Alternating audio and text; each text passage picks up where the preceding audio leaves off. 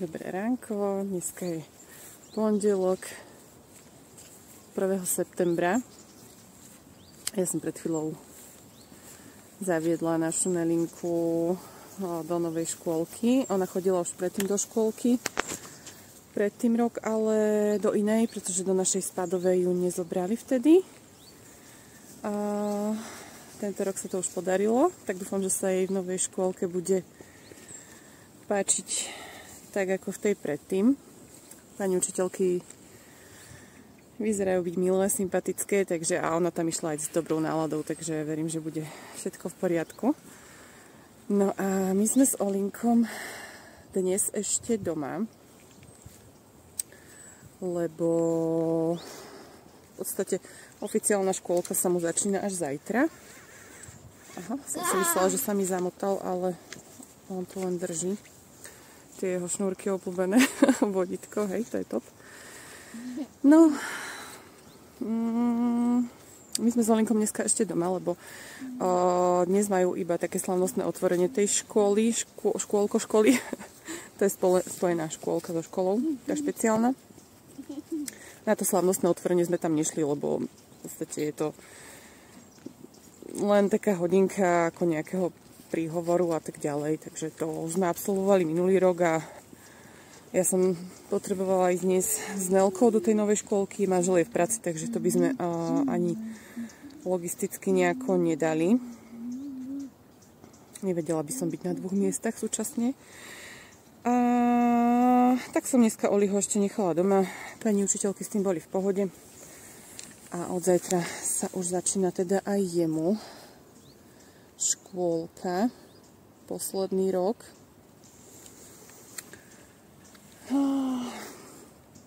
Mám dneska také zmiešané pocity, lebo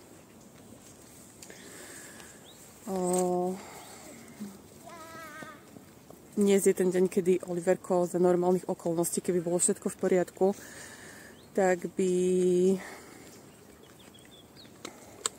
nastupoval dnes do školy prvý deň, tak ako ostatné deti v jeho veku, keďže Oli už mal tento rok v júli 6 rokov, tak dneska by bol ten deň, kedy by som ho teda slavnostne oblečeného zaviedla na jeho prvý deň do školy, ale bohužiaľ, keďže veci sú tak, ako sú, tak to tak nie je. Som trošku z toho smutná. Proste takéto príležitosti, takéto dátumy a ma vždy vedia trošku rozhodiť a hovorím si, že prečo práve náš Olinko, že keby bolo teda, hovorím, všetko v poriadku a bol by zdravý, tak by sme dnes mali úplne iné starosti a teda skôr radosti. Neboli by to starosti, ale radosti. No ale čo už. Karty sú rozdané a musíme hrať s takými, aké máme.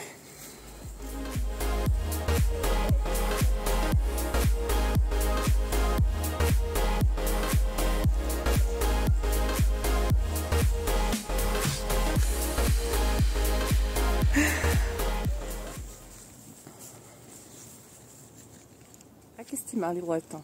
My sme mali leto také rôznorodé. Boli sme aj na zopár krátkych výletoch. Zabavili sme sa, ako sa dalo. Potom na konci augusta sme boli aj na dovolenke týždňovej pri mori. A medzi to sme stihli aj trošku terapii, nie veľa.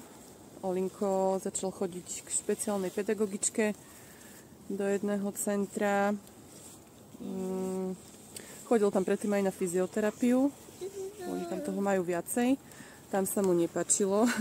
On neznáša cvičiť, ale mal by cvičiť, lebo má veľmi také vpadnuté členky. Valgozné členky sa to volá.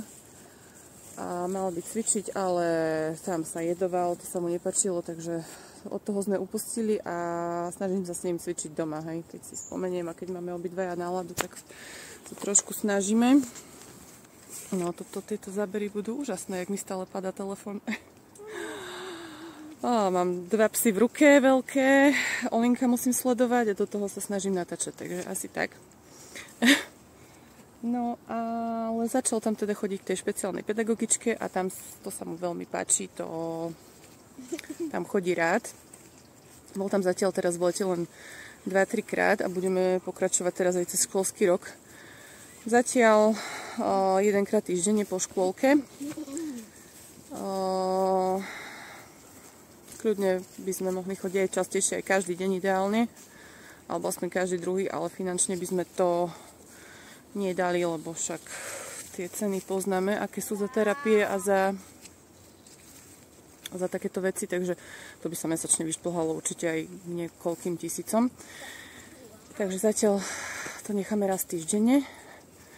Chcela by som s ním začať chodiť aj do hyperbarickej komory, nejak tak intenzívnejšie, aby sme videli, či to má pre nás, pre Oliho nejaký zmysel alebo nie, či to bude mať nejaký efekt. No a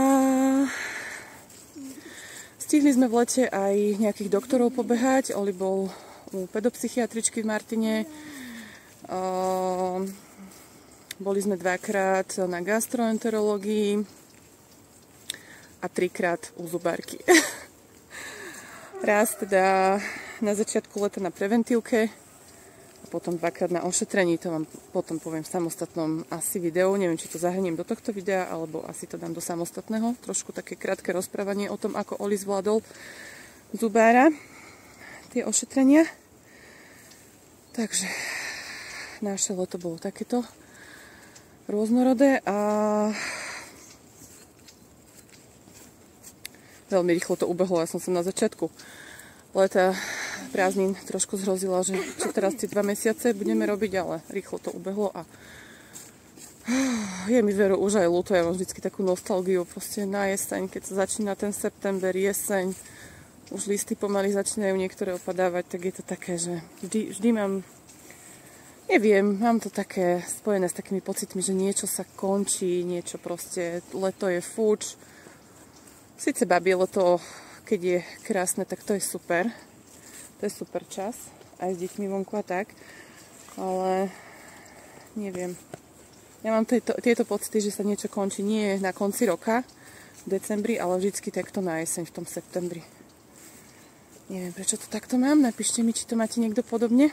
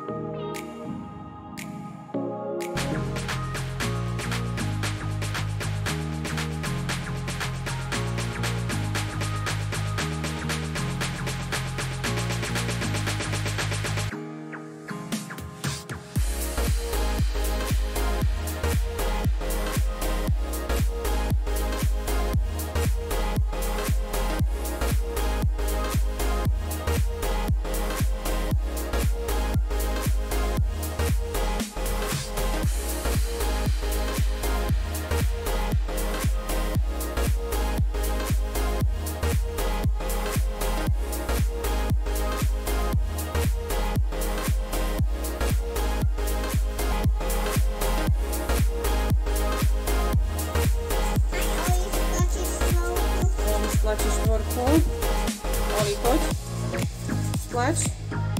Stlač štvorku, áno. 4, super.